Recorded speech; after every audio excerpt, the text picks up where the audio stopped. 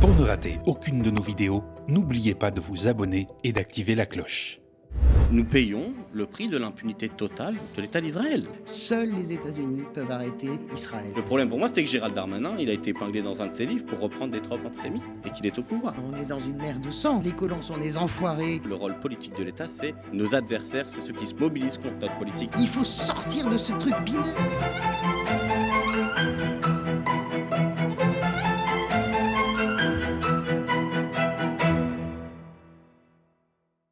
Salut à toutes et à tous, vous êtes sur le média, vous nous regardez sur le canal 350 de la Freebox, sur notre site internet ou sur notre chaîne YouTube. Vous vous préparez à regarder la nouvelle édition de Sans langue de Goie, le débat hebdomadaire qui met Françoise Degois, journaliste, chroniqueuse pour plusieurs médias, ancienne conseillère politique qui se considère comme rose vif face à un contradicteur et comme souvent elle est face à Paul Hellec, analyste politique pour le média. Au sommaire, la ligne rouge a été franchie en dépit des mises en garde du président américain Joe Biden. Le Premier ministre israélien Benjamin Netanyahou a engagé la très périlleuse offensive de Rafah et aussi de Jabalia, plus important camp de réfugiés dans la bande de Gaza, malgré l'annonce américaine selon laquelle Washington ne fournirait pas d'armes offensives en soutien à cette opération en dépit des alertes nombreuses, notamment celle d'Antonio Guterres, le secrétaire général des Nations Unies, qui appelle à un cessez-le-feu immédiat. On va également évoquer la France qui, après l'Italie, est frappée, si l'on peut dire, par une démonstration de force dans la rue de l'extrême droite néo-nazie. Comment en est-on arrivé au stade où les manifestations pour la Palestine sont interdites, dispersées ou diabolisées, tandis que les représentants du pire de ce qu'a pu produire notre histoire politique sont en freestyle? On en parlera. Et après, ce sera le coup de projecteur de Françoise avec des paillettes, mais aussi des préoccupations profondément politiques. Salut Françoise, salut Paul. Salut Théo, salut Paul. Salut. Une fois de plus, le secrétaire général des Nations Unies a lancé l'alerte au sujet de l'offensive israélienne à Rafah dans la bande de Gaza. On l'écoute. I repeat my call, the world's call, for an immediate humanitarian ceasefire, the unconditional release of all hostages, and an immediate surge in humanitarian aid. But a ceasefire will only be the start. It will be a long road back from the devastation and trauma of this war. Il y a quelques jours, Joe Biden donnait l'impression d'infléchir fondamentalement la politique américaine vis-à-vis de l'État d'Israël en cas d'attaque de Rafah. Là, cette attaque, on l'a dit, c'était élargi à Jabalia, le camp de réfugiés de Jabalia. Joe Biden osait même ses propos, et je le cite, « Des civils ont été tués à Gaza à cause de ces bombes, et j'ai dit clairement que s'ils allaient à Rafah, je ne fournirais pas les armes. » Faut-il chanter parole, parole, parole, Françoise? Non, je ne crois pas qu'il faille chanter parole, parole, parce que moi, ce que ça me donne comme sentiment, je vois bien que Israël multiplie les alertes, si vous voulez, au déplacement. Hein. On est à 300 000 personnes aujourd'hui qui sont déplacées. D'ailleurs, on se demande bien où elles sont déplacées. Ben, la réalité, c'est que je pense que là-dessus, on peut se rejoindre avec Antonio Guterres. Je pense qu'il n'y a plus un seul endroit sûr dans la bande de Gaza, même pas Khan Younes, qui a déjà été nettoyé par le passé des militants du Hamas qui d'ailleurs seront venus, Jabalia bien sûr, qu'on aille au nord, au sud. Donc ça, sur les personnes déplacées, je pense qu'il y a un sujet réel sur quelles sont les conditions du déplacement, déjà. Ça, c'est un premier point. Ensuite, mon sentiment quand même, c'est que nous ne sommes pas dans l'offensive proprement dite de Rafah pour le moment. J'ai senti Israël, bien sûr, a ses éléments de langage, explique que c'est une opération terroriste parce que c'est là que sont retranchés, c'est le dernier bastion du Hamas. Je rappelle qu'il y a à peu près 900 km de tunnels sous Rafah. Mais ça, c'est, comment dirais-je, c'est de la politique. La réalité, mon sentiment quand même, c'est que pour le moment, les bombardements qui ont fait ce carnage à Gaza, ça n'est pas encore ce moment-là. On est juste sur la ligne, et on est sur cette ligne, si vous voulez, qui consiste aussi à mettre la pression au Hamas, parce que je pense que les négociations, il me semble que les négociations pour une trêve ne sont pas totalement rompu au Caire. La première version de la trêve était bien sûr inacceptable par Israël, une trêve en 3 points. Les premiers 42 jours, on libère les femmes et les enfants, ensuite on rend les corps, etc. Bon, c'était pas acceptable et le Hamas le savait parfaitement. Il a fait de la communication aussi pour être celui qui tend la main à Israël qui la rejette, mais ça c'est pas le sujet, ça c'est les acroustiches de l'histoire.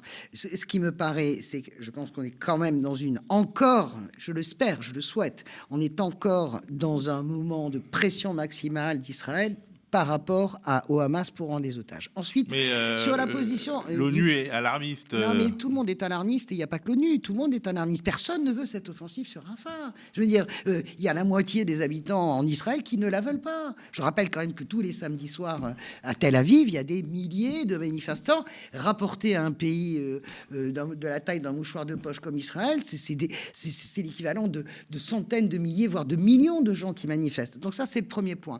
Sur la position américaine, je ne suis pas du tout aussi tranché que vous sur parole. J'entends ce qu'a dit Joe Biden. Je pense qu'en plus, ça a freiné le bombardement pur. Vous comprenez ce que je veux dire, hein? En essayant d'avoir un peu de nuance, ça a freiné pour le moment. Personne ne veut de cette offensive à Rafah. C'est clair, c'est net, c'est précis, à part Netanyahou et Ben Gvir. Ok, Itamar vous comprenez ce que je veux dire? À part cette faction-là, Benny Gantz, l'opposition israélienne ne veut pas de cette offensive à Rafah. L'opposition de gauche et de droite ne veut pas de cette offensive à Rafah. Dernier point, je lis les déclarations de Blinken aujourd'hui. Je les trouve assez intéressantes parce que... on va parler des déclarations de Blinken. Il parle en stéréo avec Biden. Il n'y a pas de munitions d'un côté, et Blinken il redit une nouvelle fois, nous ne voulons pas. Vous savez, dans cette histoire, seuls les États-Unis peuvent arrêter Israël. Donc, pour le moment, on n'est pas encore, je le souhaite que nous ne soyons pas dans la machine infernale, vous voyez, du bombardement et du carpet bombing, comme ça a été le cas sur Gaza. On est... pour le moment encore, je l'espère, peut-être que ça sera faux demain, dans une pression. Alors on enregistre le lundi, voilà, et peut-être on va je diffuser me trompe. mardi. J'espère ne pas me tromper. Paul, est-ce que la machine folle de Netanyahou peut encore s'arrêter? Encore une fois, moi je ne dirais pas que c'est que Netanyahou, parce que cette opération dite antiterroriste, elle a été votée à l'unanimité par le cabinet de guerre, dans lequel se trouvent des représentants de la dite opposition en Israël, notamment Benny Gantz, qui s'était fait connaître en tant qu'opposant à Netanyahou, en se vantant lui-même d'avoir ramené Gaza à l'âge de pierre. C'est ça le problème dans la situation. De fait, les responsables principaux sont Netanyahou, Ben Gvir, Smotrich, qui sont l'avant-garde du fascisme israélien, incarné à la tête d'un État. Il y a quand même eu des morts, y compris des enfants. On a, selon les chiffres, entre une soixantaine de blessés, au moins 40 morts à minima. Donc, et effectivement, l'exil, c'est devenu la condition permanente, l'exil permanent, puisque effectivement, les Gazaouis remontent vers Der el-Balah, dans lequel il n'y a qu'un seul point d'eau. De l'errance, même plus que l'exil. Oui, une errance, mais l'errance, oui. D'ailleurs, imaginez le traumatisme des Gazaouis, qui sont en majorité des descendants de réfugiés, de la Nakba, qu'ils vont commémorer le 15 mai, date très importante pour les Palestiniens. Donc, l'offensive à Rafah est lancée pour une raison, c'est que nous payons le prix de l'impunité totale de l'État d'Israël. Parce que moi, je suis quelqu'un qui me réjouit de ce qu'a dit Joe Biden. Je n'ai pas d'illusion sur le fait que Joe Biden, tout d'un coup, va rompre ses liens avec Israël. D'ailleurs, il a dit lui-même, ce n'est pas du tout l'enjeu. Il a dit, nous protégerons Israël, nous continuerons le dôme de fer, et contre d'autres confrontations, nous continuerons. Mais il faut prendre ce qu'il y a à prendre. Donc, moins d'armement pour l'État d'Israël, c'est potentiellement moins de Palestiniens qui sont tués par ces bombes. Par contre, le problème, c'est encore une fois l'impunité. Pourquoi ? Parce que quand on est le président des États-Unis, on annonce ça, on oublie que la question qui se pose véritablement, c'est des sanctions. Dans quel conflit vous connaissez un massacre de cette ampleur sans sanctions économiques, diplomatiques, réelles? C'est-à-dire qu'il y a quand même cette idée qu'il faut repousser un maximum l'existence de sanctions, qui est l'instrument par excellence de comment on a géré un certain nombre de conflits ou de situations catastrophiques en termes de violation des droits humains. Donc on paye ça, et en plus de ça, et là la difficulté est à un niveau supérieur, c'est que on a, avec cette extrême droite israélienne, une division du travail militant. Vous avez le sale boulot que fait l'armée israélienne en continuant de bombarder des Palestiniens innocents, mais vous avez en plus des colons, des groupes d'extrême droite qui attaquent l'aide humanitaire. Ça s'est passé ce week-end, du côté du point de passage de Kerem Abou Salem, et ensuite vous avez là, en Cisjordanie, des camions qui venaient de Jordanie qui ont été attaqués ce matin. Donc, sachant qu'on tourne lundi et qu'on diffuse mardi. Oui, bien sûr, bien sûr. Mais donc du coup, c'est ça la situation. Et moi, ce qui me met en colère, en fait, si vous voulez, sur cette invité, je m'arrête là-dessus, c'est que je ne veux pas, de nouveau, être mis devant un fait accompli où recommence le compte macabre des Palestiniens assassinés par Israël sans sanction, sans un passage à la contrainte. Parce que là, on a dit on arrête de les armer, on arrête. Mais il y a un moment, il va falloir contraindre le gouvernement de Netanyahou à cesser son activité génocidaire. Et là, je trouve qu'on est en échec. Et c'est ce que atteste l'ONU. Alors moi, Anthony Blinken, j'ajoute quelque chose, un élément à votre échange.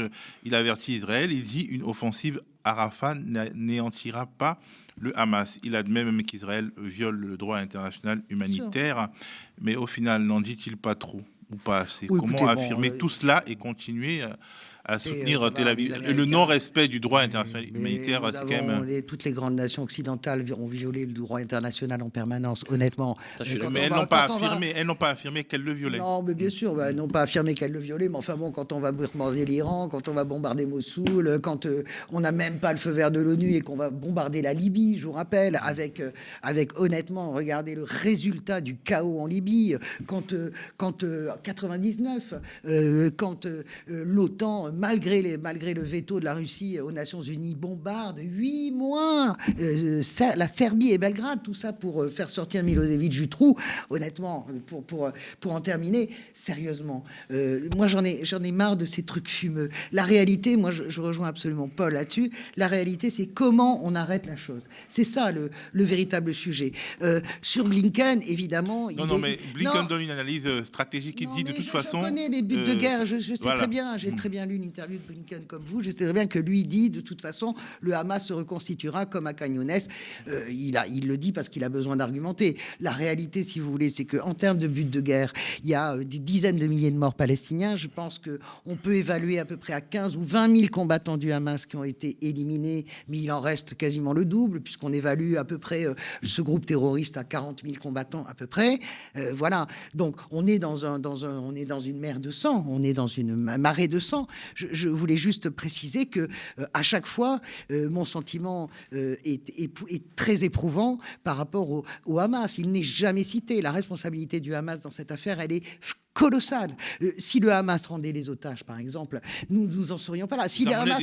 Mais non, mais arrêtez. Moi, je veux bien qu'on dédouane en permanence le Hamas en faisant porter la crise israélienne, c'est-à-dire le 7 octobre et Israël, l'ensemble du chapeau. Ils en portent un grand morceau du chapeau, mais quelle est la part du Hamas? Si le Hamas dit OK, on rend les armes et on rend les otages, ça s'arrête. Vous comprenez ce que je veux dire? Alors pourquoi? On n'existe plus. Mais pourquoi? Comment? Ils peuvent pas rendre des armes et rendre des otages et se suicider. Et alors? Personne n'a jamais accepté ça. Mais personne jamais. Il y a beaucoup de gens qui ont déjà accepté ça, de se rendre quand vous avez perdu la bataille. C'est pas ça le sujet. Moi, je pars pas dans ces polémiques avec vous. Je vous dis juste qu'il faut absolument.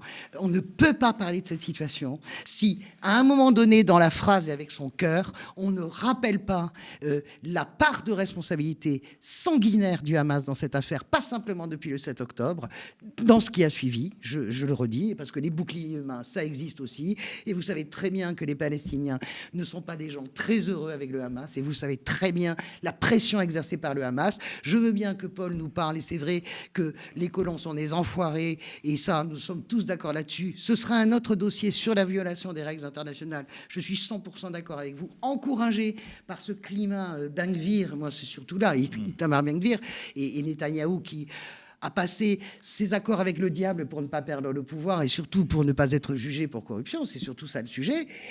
Mais je n'accepte pas qu'on ne dise pas qu'à un moment donné, et ça c'est commenté, c'est avéré et c'est documenté, le Hamas aussi attaque l'aide humanitaire. Françoise, je comprends ce que tu dis, mais de fait, ce que dit Blinken, la conséquence de son propos, ça doit être que cette guerre doit se terminer par des négociations. Parce que si le Hamas ne peut que se reconstituer, l'éradication du Hamas est un leurre. De toute façon, moi je ne suis pas dans l'idée que l'éradication des groupes terroristes est un leurre. Je n'ai pas envie d'entendre cette musique-là, ça ne m'intéresse pas. Je pense qu'à un moment donné... Est-ce que c'est déjà arrivé ? d'éradication de groupes Parce que terroristes. même en Algérie, les éradicateurs ont fini par laisser place Excusez-moi, à... Ipar et Tarak, moi j'ai suivi ça dans mes jeunes années de journalisme. Ipar et Tarak, par exemple, s'est rendu à un moment donné. À un moment donné, les indépendantistes basques ont signé une trêve. À un moment donné, le Sinn Féin, il signe une trêve. Vous comprenez? Moi, je pense qu'on doit signer, on doit arriver à signer des trêves. Moi, je ne suis pas complètement obtus en disant on élimine tout le monde, ça n'existe pas. À un moment donné, il faut créer les conditions pour que le Sinn Féin a rendu les armes. Le FLNC, canal historique, a rendu les armes. J'étais jeune journaliste, je m'étais tapé la fameuse conférence de Tralonca, là, tout le monde masqué, etc. À un moment donné, le FLNC rend les armes. Ipar et Tarak rend les armes. Ipar et Tarak, bien plus sanguinaire d'ailleurs que les Corses. Les Corses, vraiment, le préfet Rignac est abattu, mais les Basques, c'est tous les jours la Guardia Civile. C'est un groupe terroriste extrêmement sanguinaire et déterminé. Il renonce à la violence. À un moment donné, Yasser Arafat a renoncé à la violence. À un moment Parce donné, qu'il y avait des négociations. c'est de ça dont je suis en train de parler. Nous sommes d'accord sur l'idée qu'il faut des négociations. On ne peut pas négocier. De toute façon, il y a quelque chose qui ne... les Israéliens feront la peau, entre guillemets, démocratiquement à Netanyahou. C'est évident. Et Netanyahou le sait. Et ce à quoi on assiste d'une certaine manière, c'est une forme de fuite en avant aussi politique de Netanyahou et de Itamar Ben-Gvir, parce que je pense que vraiment, c'est véritablement ça le nœud du problème. Et l'autre, la ministre des Finances, enfin toute la clique des ténébreux, là.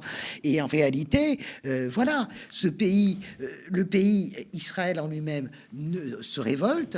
Il y aura, et Netanyahou connaît assez suffisamment son pays pour savoir qu'il y aura des commissions d'enquête, qu'elles seront sévères sur lui. Les Israéliens n'ont pas hésité à se débarrasser de Golda Meir, toute Golda Meir qu'elle était, d'Ariel Sharon, tout héros de la guerre du Kippour qu'il était. Et à un moment donné, Benjamin Netanyahou devra comparaître de tout ça. Donc il y a aussi toute la part, je termine Paul en une minute, il y a toute la part de fuite en avant politique de Netanyahou sur le plan politique et sur le plan intérieur qu'il faut savoir stopper. Paul, est-ce que finalement les propos de Blinken n'appellent pas même une sorte de revisitation de la politique américaine qui semblait être sur la ligne de l'éradication du Hamas? Et là, Blinken dit c'est pas possible. Oui, je pense qu'il ne faut pas sous-estimer le fait que aujourd'hui, les sondages ont très bien montré, il y a une majorité de démocrates américains qui pensent que ce qui se passe sur place est un génocide. Un premier sondage qui l'a dit, ce qui est historique aux États-Unis, que le gouvernement de Joe Biden est en pression face à la mobilisation, mais face au fait qu'il y a une élection, en fait.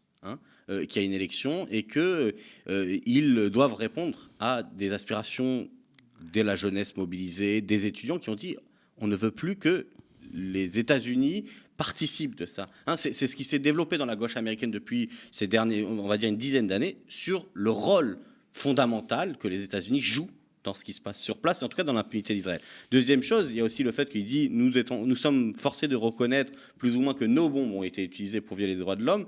C'est une déclaration qui, de sa part, n'a pas d'impact dans le sens où les États-Unis ne font pas partie de ceux qui ont signé la Cour pénale internationale. C'est-à-dire que les dirigeants américains, qui sont pratiquement tous des criminels de guerre, si on regarde le déploiement militaire de l'armée américaine dans le monde, n'ont jamais de problème à s'opposer là-dessus. Les Français aussi, Paul. Les Français ont signé la CPI. Non, bien sûr qu'on l'a signé, mais nous aussi, nous sommes des criminels de guerre. Mais je ne dis pas le contraire, mais justement, je veux dire, moi, c'est pas parce que nous le sommes pas que... Non, mais bien sûr, je suis d'accord. Voilà, je continue de penser que les États-Unis ont cette facilité de dire une phrase et puis de faire autre chose parce qu'ils ont la capacité d'impunité, mais maximum à niveau de ces sujets. Il y a quand même des choses qu'il faut dire. Effectivement, peut-être revisitation au sens où la propagande qui a essayé de faire du Hamas Daesh n'a pas marché. C'est-à-dire que c'était facile, encore une fois, d'essayer d'essentialiser ce groupe comme quelque chose qui n'existait pas pour des raisons historiques liées à ce qui s'est passé, l'échec de la paix, la colonisation, etc., et le financement par l'État d'Israël du Hamas, et d'essayer d'en faire juste l'horreur du mal absolu pour l'éradiquer. Et puis aujourd'hui, alors que la situation devient de plus en plus dramatique, on revient à des solutions politiques, comme l'ont toujours fait.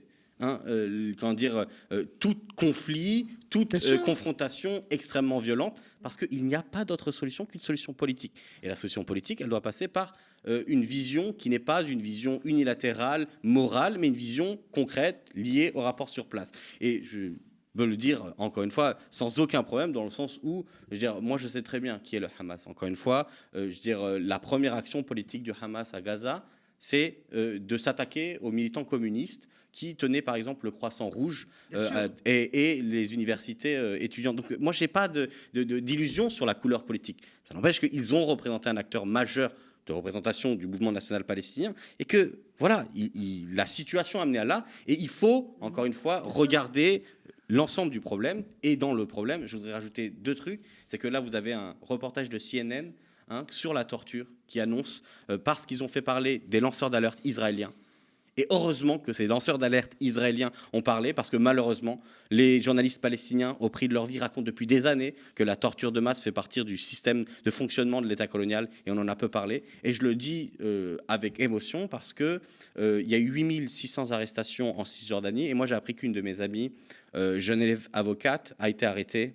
Sa famille a posté sur les réseaux sociaux le fait qu'elle a sans doute été torturée, parce que quand ils l'ont pu la visiter, elle a été très amochée. Et ça aussi, ça fait partie de la question politique qui se pose. Il ne faut pas séparer, encore une fois, l'existence de Gaza, de la Cisjordanie, l'existence de la colonisation. D'ailleurs, déclaration de l'État d'Israël, nous voulons assurer une administration civile de Gaza pour au moins 6 mois, une fois que l'opération dite antiterroriste sera passée. Mais qu'est-ce que ça veut dire que ça ? Qu'est-ce que ça veut dire ? La Cour de justice internationale dit si Rafah tombe, c'est la fin de la présence palestinienne à Gaza. OK ? L'ONU dit qu'il faudra 14 ans pour pouvoir déblayer. Donc, encore une fois, la question du déblayer. Non, on va rester calme. Déblayer, 14 ans, c'est ce que dit l'ONU.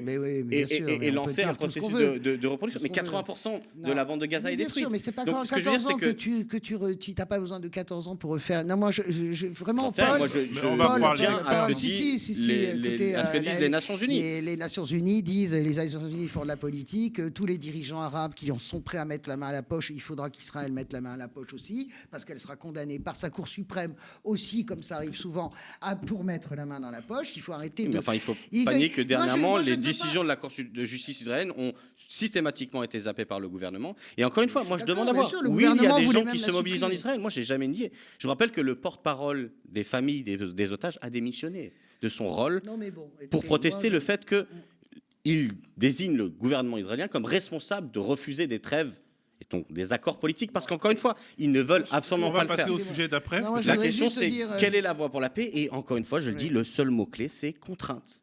Et un mot pour les Français, je veux dire, la France qui condamne par communiqué de presse, on ne combat pas un génocide avec des communiqués de presse. Bon. Et si Netanyahou n'écoute pas les États-Unis, il ne va pas écouter la diplomatie française. Donc la question, c'est contrainte, et ça veut dire sanctions économiques, sanctions diplomatiques, parce que c'est la seule manière de pouvoir jouer un rôle de pression. Et justement, on nous dit c'est aider, mais moi je vais interrompre, aider les progressistes israéliens qui sont contre la guerre.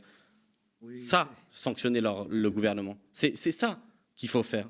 Bon, voilà. Écoute, moi, t'as coché toutes les cases. Israël génocidaire, État colonial. Je n'ai pas ce point de vue là-dessus. Je veux bien qu'on parle de la torture. Moi, je vais te parler des attentats d'Israël en permanence sous la menace, au nord, au sud, par les roquettes du Hamas. Moi, j'ai jamais nié qu'il y avait des attentats. Mais moi, j'ai beaucoup de mal avec ce discours qui consiste à expliquer que les méchants, ce sont les Israéliens et les gentils, ce sont les Palestiniens et éventuellement le Hamas. Tu sais très bien que ça ne peut pas fonctionner comme ça. Tu sais très bien qu'il y a des dérives, à commencer par nous en France, il y a des dérives en permanence en matière de police et de torture. J'attends de voir. Moi, je veux des documentations. Pour ça, je n'ai jamais balancé un seul chiffre parce que ces chiffres sont donnés par le ministère du Hamas. C'est de la propagande pure. Je pense qu'on est à des dizaines de milliers. Mais je veux véritablement des faits documentés quand nous pourrons tous rentrer à Gaza. Quand le problème aussi, justement, c'est qu'une bonne partie des médias ne peut pas entrer à Gaza. Non, mais justement, sources indépendantes sont bloquées. Moi, Théo, il y a le temps. Déjà, il y a une urgence. Mais chaque jour qui passe, il est mort. Je suis d'accord avec toi. Chaque jour qui passe, il y a des morts. Ok. Chaque jour qui passe. Ce n'est pas parce que chaque jour qui passe, il y a des morts qu'il faut refaire cette histoire que vous êtes en train de repeindre sur cet État génocidaire. La Cour pénale internationale n'a jamais dit qu'Israël était un État génocidaire.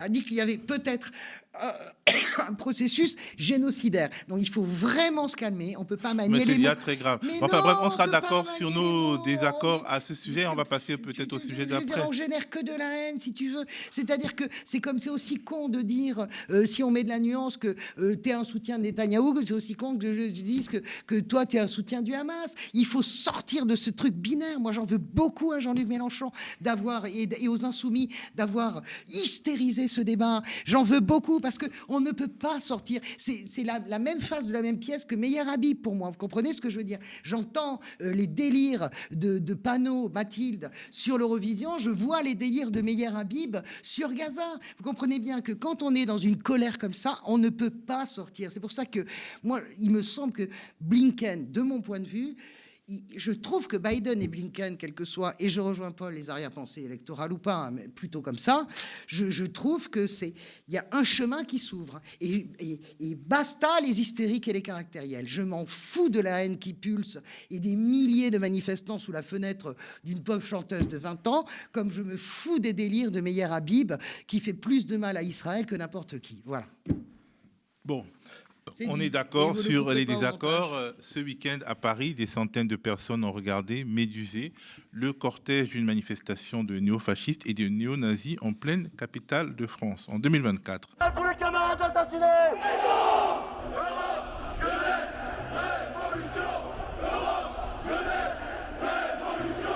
Une manifestation au cours de laquelle on a vu des personnes encagoulées, ce qui est rigoureusement interdit par la loi, et pourtant, bon, il n'y a pas eu de conséquences. Bien entendu, les parallèles peuvent être faits avec des manifs des Gilets jaunes, d'organisations antiracistes, etc. Peut-on parler d'indulgence au sommet, Paul? Moi, je trouve que ce genre d'événement révèle un peu les limites de la fiction de l'état de droit libéral. Hein. La question est fondamentalement politique. Qu'est-ce que je veux dire? C'est que le tribunal, pour une fois déjà, il faut noter que la préfecture a tenté d'interdire ce rassemblement, ce qui n'était pas le cas de l'année d'avant. Hein. Mais en interdisant, le tribunal a dit c'est une atteinte à la liberté de manifester. C'est-à-dire exactement le même principe par lequel on a pu autoriser des manifestations antiracistes, celle du 21 avril par exemple, ou des manifestations pour la Palestine. C'est là que j'appelle la fiction du droit libéral. Le droit libéral est incapable de saisir la complexité de la société comme une confrontation d'intérêts, d'idéologies, et en ce sens, on voit bien que le problème politique, le problème qui nous occupe là, c'est pas de savoir qu'est-ce qu'a dit le droit. La question qui nous occupe, c'est qu'est-ce que politiquement l'État est en train de produire. Et l'alignement de l'État sur les thématiques de l'extrême droite, le macartisme, hein, dont on utilisait le gouvernement pour pouvoir régler ses comptes politiques avec son opposition, qu'elle soit associative, politique, syndicale, fait que, de fait, dans ce pays, aujourd'hui, il y a de la possibilité d'être des néo-nazis à défiler dans la rue et, de l'autre côté, de criminaliser des actions politiques du mouvement social. Et la question est donc politique, elle se joue au niveau de la couleur politique de l'État et de quelle est l'alliance qui est en préparation entre, d'un côté, le bloc bourgeois, hein, qui se radicalise par électoralisme, mais aussi, pour certains, par conviction. Zemmour est, par exemple, un élément très représentatif de la radicalisation fasciste d'une partie de la bourgeoisie. Et c'est sur ça que se joue l'enjeu. Moi, je voudrais mettre un tout petit zoom sur une chose. J'étais au village antifasciste qui s'est organisé au Panthéon, hein, sous les couleurs de la bannière où on revoyait encore le couple Manoukian. Et je suis heureux que dans cette initiative, il y ait eu un large rassemblement des organisations antifascistes historiques, que ce soit l'AFA ou que ce soit la Jeune Garde, jusqu'à Attaque, en passant par des syndicats solidaires Attaque, Solidaire, il y avait la France Insoumise, il y avait une représentante d'Europe Écologie Les Verts. Bref, il y avait le réflexe qu'il faut chercher dans la période, à savoir se rassembler politiquement sous notre bannière commune d'une gauche de combat antifascistes qui ne laissent rien passer et qui viennent produire un autre discours avec des débats extrêmement intéressants entre différentes associations, différentes personnalités. Et c'est l'enjeu de la période parce qu'on ne combat pas le fascisme avec l'État contre soi. Et la question, ça va être quelle est la coalition antifasciste qui prend le pouvoir, parce que si ce n'est pas nous qui faisons terminer ce régime autoritaire qu'est la Ve République, ça sera eux. Et c'est ça la question historique qui se pose devant nous. Alors Françoise, ce sont des images qui sont quand même très troublantes, mais on n'a pas vu énormément le choc dans la classe politique a été plutôt moyen. On a vu ces images d'une jeune femme qui disait sa colère, d'une jeune femme noire, parce que c'est important, qui disait sa colère face à cette tolérance vis-à-vis du pire, mais on n'a pas non plus l'impression qu'un front majoritaire antifasciste se dresse contre ce genre. De toute façon, l'année dernière, il y avait déjà eu cette Mais voilà, manifestation. moi, je voudrais quand même qu'on ramène les choses à leur mesure, parce que l'an dernier, il y avait déjà eu ça, et il n'y avait pas eu la volonté, Paul a raison, du préfet de l'interdire. C'est parce qu'il y avait eu des papiers de journalistes et des réactions, je me souviens même du Parti socialiste, que finalement le préfet... Moi, je trouve ça assez compliqué ce que vient de dire Paul et assez dangereux. Et je ne suis pas d'accord. J'applaudis quand le tribunal administratif empêche l'État d'interdire une manifestation quelle qu'elle soit. Donc je ne peux pas. Et encore une fois, je le redis, hein, c'est pas au nom du droit, parce que si je commence à dire au nom de l'État de droit, Éric Zemmour, Jordan Bardella, Marine Le Pen, beaucoup de représentants des Républicains, désormais, ça devient un gros mot dans leur bouche, c'est-à-dire qu'ils le foulent aux pieds tous les jours. Je peux pas, si tu veux, me réjouir. Moi, je peux pas me réjouir, si tu veux, que le tribunal administratif casse des volontés d'interdire toute manif quelle qu'elle soit, si tu veux, et parce que ça ne me convient pas que le tribunal administratif autorise cette manifestation. C'est pas ce que j'ai dit, hein. Non, je suis d'accord, mais ça ne peut pas se découper en morceaux au gré de nos idéologies. Moi, ce que je vois... Mais après quoi le XXe siècle et le nazisme, on peut estimer que ce qui est néo-nazi est hors du champ de la parole publique. On peut estimer aussi que ce qu'a donné la révolution bolchevique, ça a donné un régime sanguinaire qui s'est abattu. Oui, mais ce sont des dérives. Mais le cœur de la doctrine néo-nazie est néo-nazi. Le cœur de la doctrine, mais le cœur de la doctrine communiste, il est sanguinaire. C'est pas simplement une dérive de Staline. Écoutez, il faut. Moi, non, quand même pas. Non, mais honnêtement, Paul et Théo, on peut pas fonctionner. Il y a pas.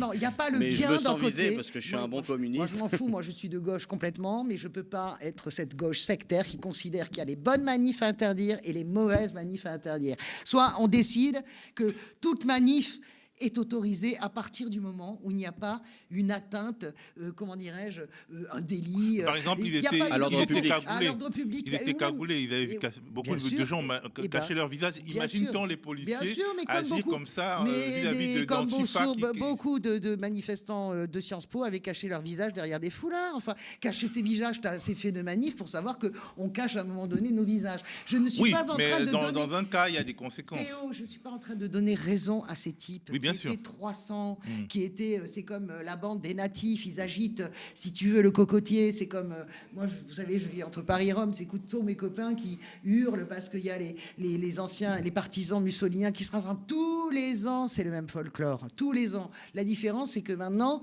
le néofascisme, effectivement, est au pouvoir en Italie, avec une Mélanie, vous savez pas de quel côté elle va tomber, un coup elle penche vers ses anciennes origines, un coup elle repenche vers une droite plus traditionnelle.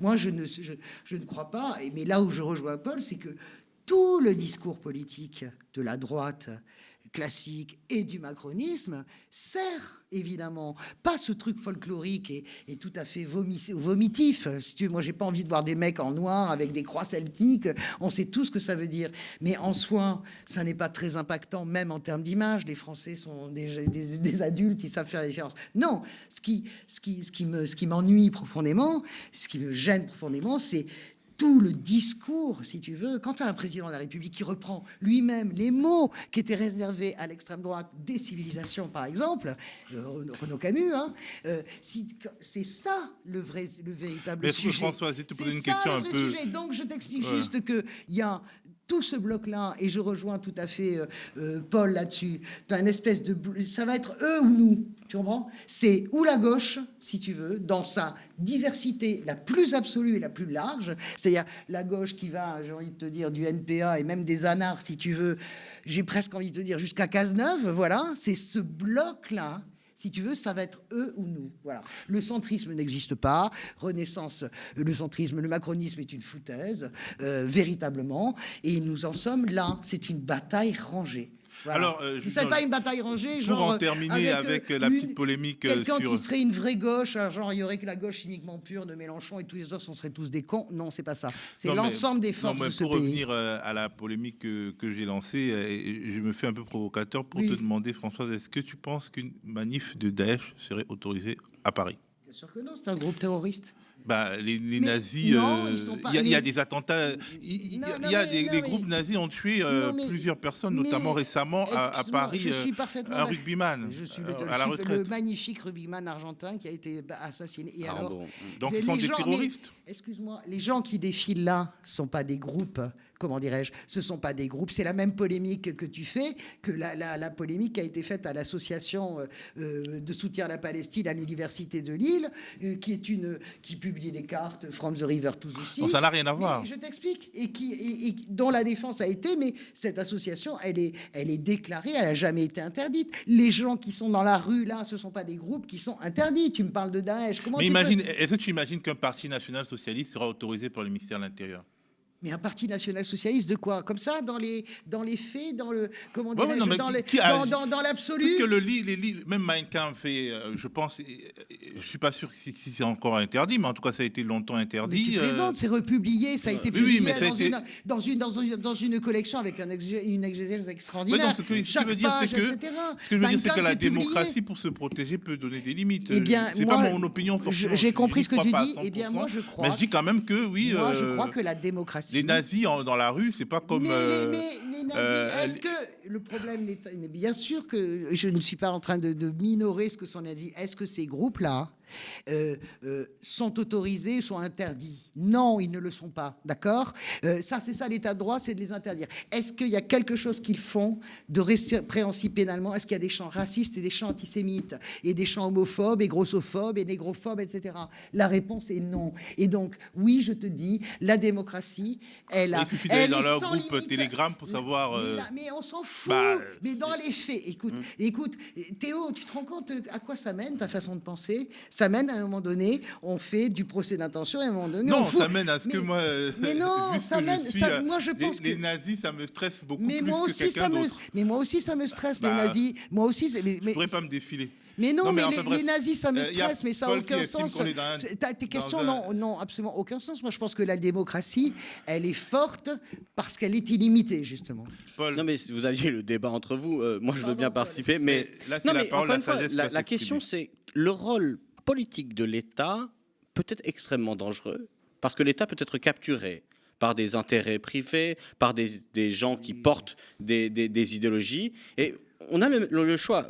Dans certains pays de l'Europe de l'Est, je me rappelle quand j'étais à la jeunesse communiste il y a une dizaine d'années, on nous avait contacté en République tchèque en disant l'État, étant donné l'histoire du pays et son appartenance au bloc soviétique, veut interdire la faucille et le marteau et le mot communiste comme référence pour créer un parti politique.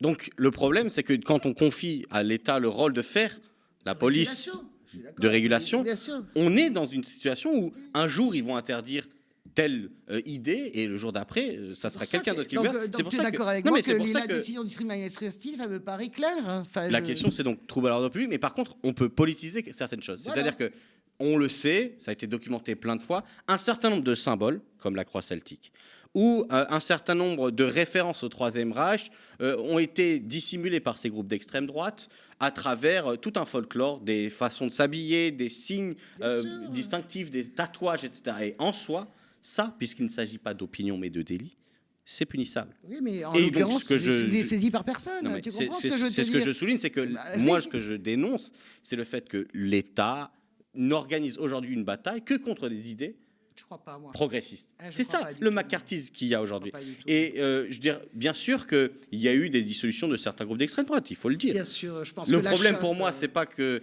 Gérald Darmanin dissout Génération Identitaire, ça va les désorganiser.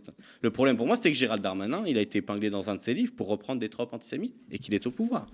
Non, mais ce que je veux dire, c'est Bon, que mais c'est comme la si on question, accusait c'est- David Guiraud d'utiliser Dragon, tout le symbole Non, mais- des antisémites de toute la Ce terre. que je veux, Moi, je mais- veux dire, restons calmes. Sinon, quoi, tu débattez vois. entre vous. Moi, je veux Non, bien non, juste veux dire pas, je veux pas, que je veux pas. la question est donc, encore une fois, quelle est la mobilisation politique et quelle direction intellectuelle, morale, éthique et politique est donnée à la société et à l'État. Et ça, c'est une question qui se joue politiquement Paul, je suis et qui se d'accord. joue pas dans le droit. C'est la seule chose que je dis. Paul, je suis d'accord, mais j'ai beaucoup de mal avec la dimension morale, etc. Parce que la dimension morale, à un moment donné, tu tombes toujours sur ce que tu penses, toi, comme la vérité révélée par rapport à l'autre. Moi, je suis une femme de gauche. Depuis 30 ans, je pense que j'ai plus raison que les gens de droite. Eh bien, il faut penser... L'état de droit, il a ceci de puissant, et la démocratie a ceci de puissant, qu'elle nous permet de penser à un moment donné contre nous-mêmes, tu comprends? Moi, mon truc, c'est foutez-moi tous ces mecs, même quasiment au trou. Si je me laisse aller à ma pente naturelle, c'est il faut les interdire,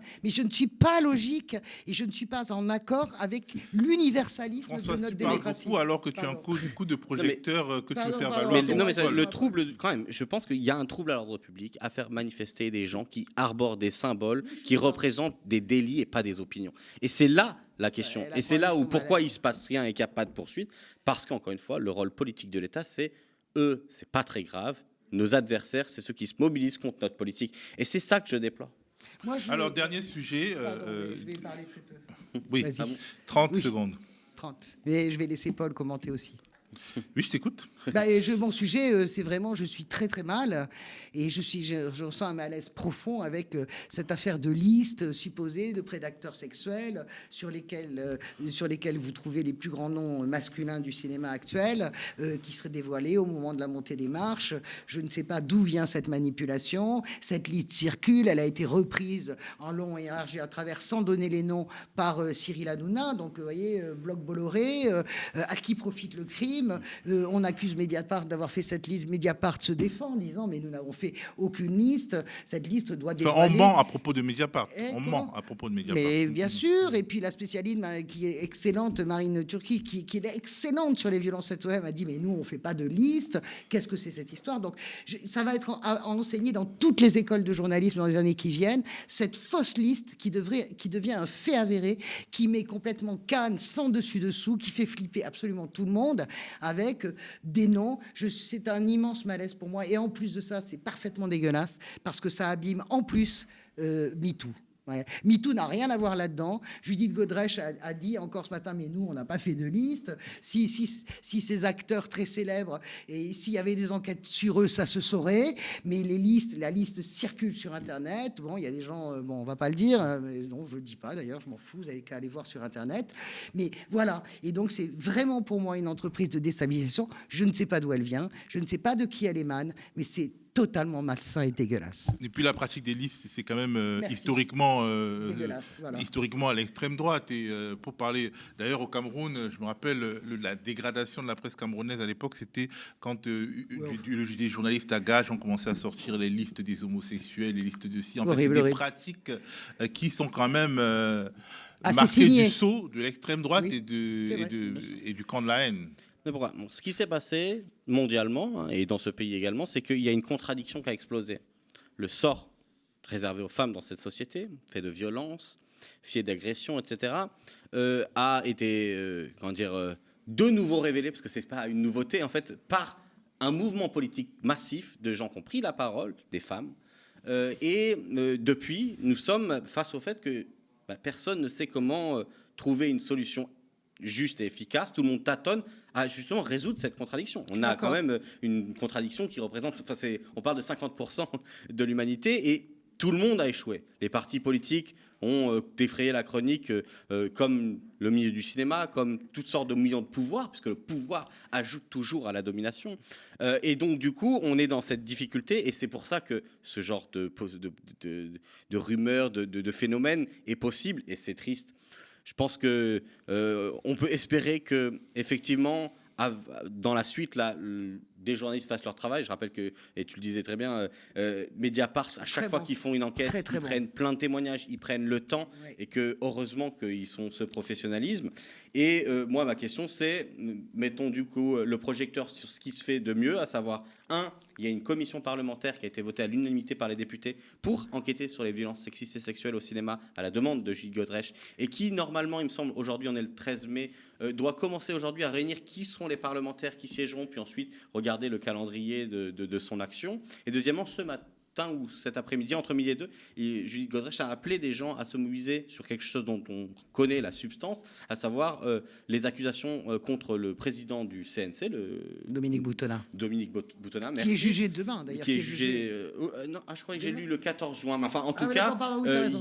il y a une question qui se pose, et effectivement, de lourds soupçons comment dire, se posent sur le cinéma français parce que le caractère violent et sexiste apparaît de façon systémique, quoi. Et donc, peut-être qu'il faut mettre peut-être le projecteur sur ces femmes nombreuses, actrices et pas actrices, mais il y a aussi des hommes qui étaient à la manifestation, mais qui ont porté ce truc de, elles le disent avec un slogan incroyable pour retourner le stigmate, il faut séparer l'homme du CNC. Et je trouve que c'était formidable. En fait, c'est notre merveilleuse comique que nous adorons tous qui avait fait ça en disant il faut séparer le boulanger de la baguette pour moquer. Je suis d'accord. Moi, j'espère qu'on aura un jour le fin mot de l'histoire. Je veux savoir si nous ne sommes pas dans cette stratégie de déstabilisation. Vous savez, je regarde quand même les liens. Ça va chez Hanouna, ça sort sur des comptes qui sont quand même plutôt proches de la droite et de l'extrême droite. Ça passe par chez Hanouna. Est-ce que nous sommes dans toute cette stratégie générale aussi de déstabilisation sur nos mœurs, etc. Je ne suis pas en train de dire, oh là là, c'est la Russie, parce que là, ça devient un gag. Hein. Tout est russe. C'est pas ce que je dis. Mais on a vu quand même ce travail-là, de travailler au corps de la société française et des fractures françaises. Eh bien, moi, je l'ai vécu, par exemple, sur mon compte Twitter. Vous savez que j'avais été très dur avec Macron au moment des retraites. J'ai un tweet. Et je suis passé en une nuit, moi, de 97 000 abonnés à 130 000 en une nuit. Et mon tweet avait été vu 6 millions de fois. Voilà. Et après, on a compris, parce que j'ai enquêté avec des gens qui sont vraiment spécialistes de ça, qu'en réalité, tout ça, c'était véritablement des bots qui faisaient pour déstabiliser, comment dirais-je, pour casser encore plus l'image du gouvernement. Je ne dis pas du tout que Macron est une victime, mais je veux dire que nous sommes aussi peut-être avec cette affaire. Il n'y a pas que le gouvernement, il y a la société. Et ben, du coup, ça me donne une idée, parce que tu parles des bots. Je vais peut-être vous donner un devoir, regarder la série La Fièvre et me dire ce que vous en pensez. Ah, super. Parce qu'effectivement, vous avez aimé ça alors, justement, on va regarder, et puis la semaine prochaine, si vous voulez, on va en parler. Je ne sais pas si j'ai le temps de regarder une série en une semaine, mais on pourra. Non, mais c'est sur Canal, moi j'ai pas Canal. C'est sur MyCanal, oui, mais bon, il y a toujours moyen de moyenner. Vous avez toujours les moyens de moyenner, c'est ça. Merci à vous d'avoir suivi cette édition de Sans langue de Goût. Restez branchés sur le canal 350 de la Freebox. Si vous nous suivez sur YouTube, n'oubliez pas de vous abonner à notre chaîne, d'activer les notifications et de nous offrir un petit pouce levé. Le média, votre média, dépend entièrement des abonnements et des dons de celles et ceux qui, comme vous, le regardent et l'aiment. Si vous le pouvez, soutenez-nous en allant sur lemediatv.fr/soutien. Pour ma part, je vous dis à plus.